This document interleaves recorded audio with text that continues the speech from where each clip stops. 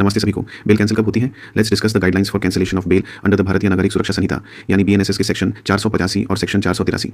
देखिए, bell cancel करना कोई कैजुअल स्टेप नहीं है। जब कोर्ट किसी अक्यूज को बेल देता है उसका मतलब होता है कि कोर्ट ने यूज एक टेम्पररी फ्रीडम दी है। अब उस फ्रीडम को दोबारा वापस लेना मतलब बेल कैंसिल करना सिर्फ स्ट्रॉन्ग और सीरियस सिचुएशंस में ही पॉसिबल है।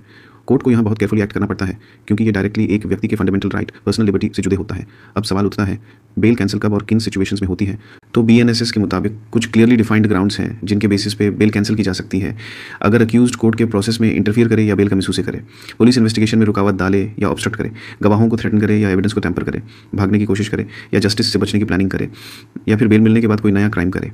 एक और इंपॉर्टेंट ग्राउंड है अगर बेल गलत, केयरलेस या इलीगल ऑर्डर से मिली हो, जैसे अगर लोअर कोर्ट ने लीगल प्रोसीजर इग्नोर कर दिया हो या एक अनजस्टिफाइड डिसीजन लिया हो, तो हायर कोर्ट चाहे कोर्ट ऑफ सेशन हो या हाई कोर्ट अपने पावर के तहत under section 483(3) BNSS bail cancel कर सकता है। अब थोड़ा केस लॉ समझते हैं क्योंकि सुप्रीम कोर्ट ने इस इशू पर काफी क्लियर इंटरप्रिटेशन दी है। पहला केस है SS Mitre v state of Maharashtra 2010। कोर्ट ने यहाँ कहा कि जुडिशरी का ड्यूटी है इंडिविजुअल लिबर्टी और सोसाइटी के इंटरेस्ट के बीच बैलेंस मेंटेन करना। हर क्राइम एक सोशल इंपैक्ट क्रिएट करता है, इसलिए बेल डिसीजन सिर्फ पर्सनल फ्रीडम पर बेस नहीं होना चाहिए, पब्लिक इंटरेस्ट भी इक्वली इंपॉर्टेंट है। दूसरा case Satyendra Kumar Antil v CBI 2022। इस केस में सुप्रीम कोर्ट ने कहा था bell is the rule, jail is the exception. मतलब जनरली हर अक्यूज को बेल मिलनी चाहिए जब तक कोई स्ट्रॉन्ग रीजन ना हो बेल डिनाई या कैंसिल करने का।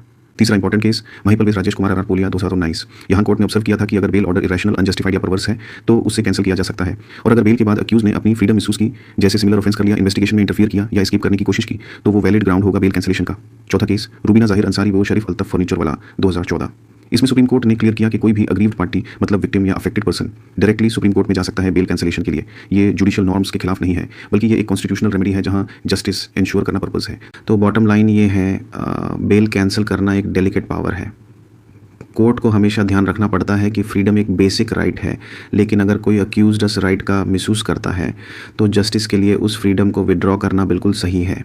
बीएनएसएस के ये प्रोविजंस एक बैलेंस्ड अप्रोच दिखाते हैं, ना सिर्फ सोसाइटी को प्रोटेक्ट करते हैं बल्कि अक्यूज्ड के राइट्स को भी रिस्पेक्ट करते हैं। इसलिए बेल कैंसिलेशन के वक्त कोर्ट का मेन फोकस सिर्फ पनिशमेंट नहीं होता, बल्कि ये इंश्योर करना होता है कि लॉ का मिसयूज ना हो और trust in the justice system बना रहे। तो याद रखिए, फ्रीडम मिलना एक अधिकार है पर उसका मिसयूज करना एक जुर्म।